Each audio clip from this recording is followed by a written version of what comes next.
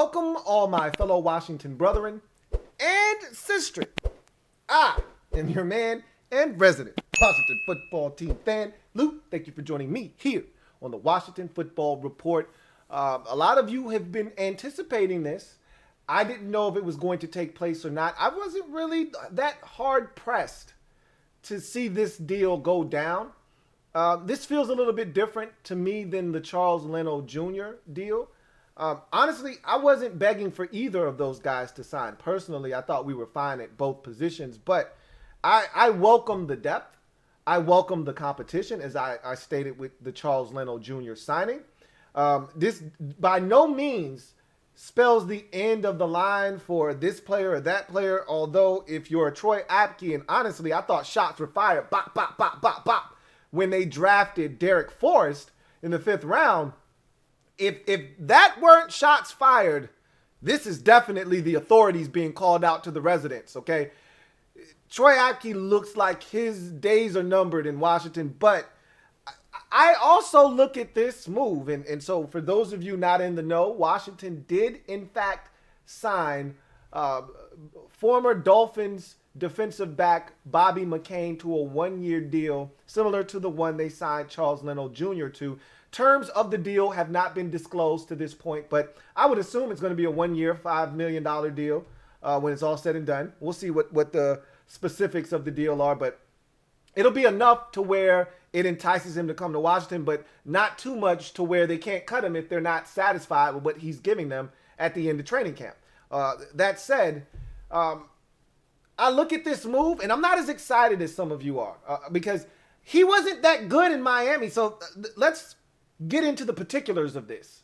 So Charles Leno was different because he's actually been a quality left tackle, despite what some Chicago Bears fans will tell you. Oh, your quarterback's going to be getting off the ground. He wasn't terrible in Chicago. He was actually pretty damn good, okay, which is why they gave him a contract extension in the first place. He was more of a cap casualty because the Bears were hard up against the cap and the cap was reduced. Just like Kyle Fuller, they did not want to let him go. They had no choice. They were up against it, and he wouldn't restructure, so they had to do what they had to do. In the draft, they were able to land the tackle Tevin Jenkins out of Oklahoma State, which made a guy like Charles Leno dispensable, so they cut him. Bobby McCain is the second team captain that the Dolphins have moved on from. And in case you haven't heard, the Dolphins, they weren't in the best shape cap-wise, but they weren't hurting. They didn't have to do all of these things that they did. They felt like they could upgrade their football team by moving on from guys that they thought were dead weight. They moved on from Kyle Van Noy. He did not have a strong 2020 campaign, and so they moved on. They saw the number. They said, hey, this is advantageous to us to move on, so they did. They looked at Bobby McCain. He's not playing well. Let's move on from him.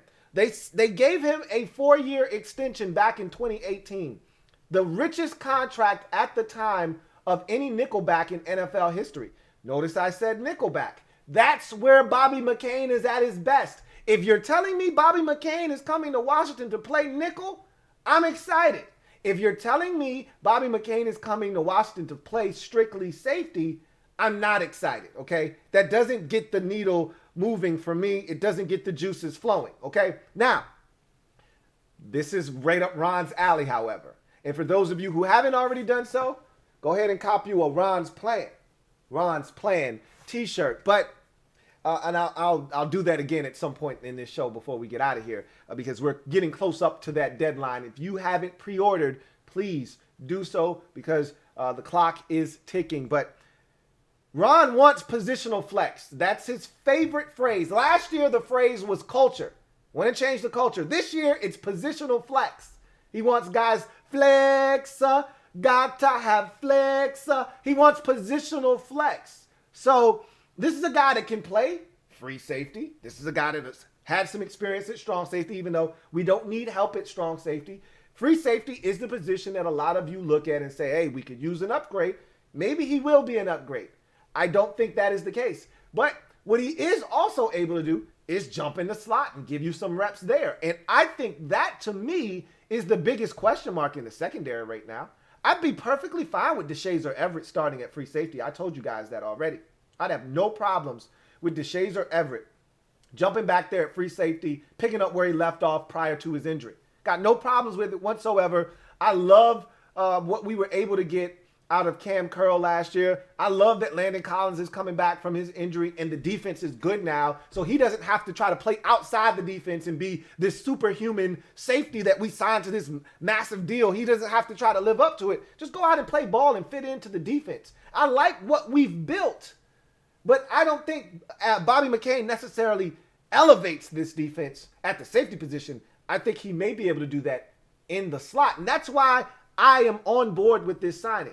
Because he does offer positional flex, because it's not a guarantee. We could have a formation where we've got 4 safeties on the field, essentially, with the addition of Bobby McCain. However, he could be in the nickel. He could drop down over the slot.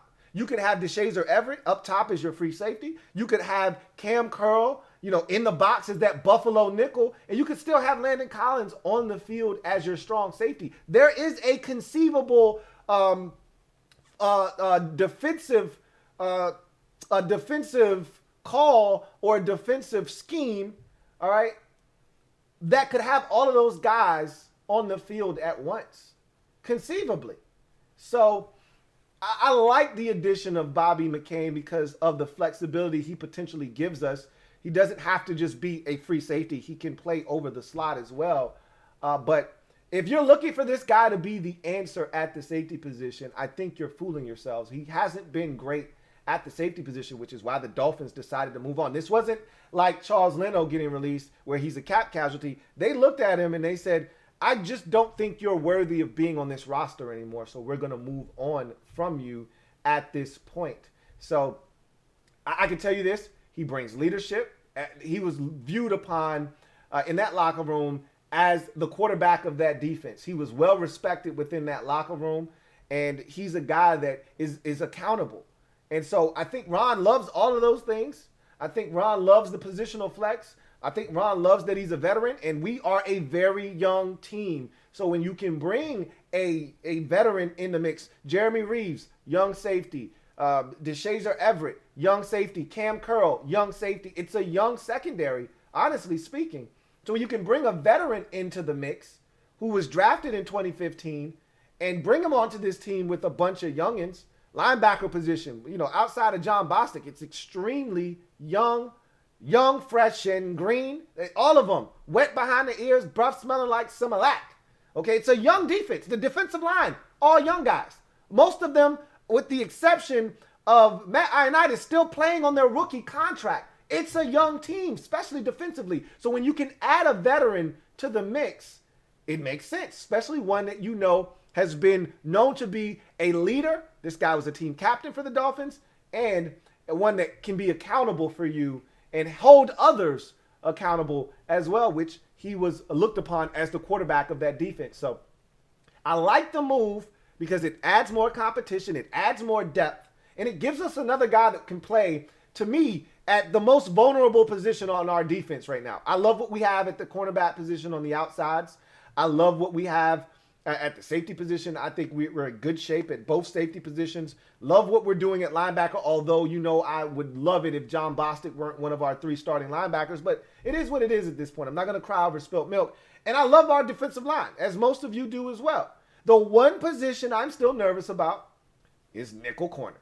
Okay? I was okay with Jimmy. He was satisfactory, but that's not good enough. If we're looking to take the next step defensively, we need somebody to hold it down inside in the slot. Jimmy wasn't that guy last year. And I don't know if they're going to move Kendall Fuller around. I think he's a boundary, just like William Jackson. I think those are going to be your 2 boundary corners. And they signed Roberts to come in and play the nickel. Maybe Bobby McCain's going to play some nickel for us too. Who knows? We'll see. Worst case scenario, if we have an injury in the slot, Bobby McCain can slide down and give us some snaps there if need be. So I just love the positional flex and the depth that he adds to the mix. But I'm not all that blown away by the addition at the safety position. Just telling you guys that, as I usually do, I keep it a buck with you guys. Buck and some change. So in any event, I'm a Washington fan, etched in burgundy and gold. My Washington spirit will never die. Washington spirit will never fold until we meet again. Hail to hail to our beloved Washington football team. And look, this is another shrewd move in a long list of shrewd moves that have been done by our guy, Ron. And what I've said from the minute he got here to right now where we sit as excited and hopeful fans for the upcoming season, it's always been Ron's plan. Ron's plan. Get yourself one of these tees, man. It comes in burgundy. It comes in gold. All right. And look, if he keeps winning and he keeps doing the things that he's been doing since he got here, it'll never get old. All right. I'm your man, Louie T, signing off. Remember, get off the bench, get in the game, and kick it with your man, Louie T. Until next time, if anything else happens, I tell you this all the time, if something happens, you're going to see this face all up in your space. But until next time, unless something else happens, I'll see you guys a little bit later on. Enjoy your weekend. We'll kick it next week. Have a good one.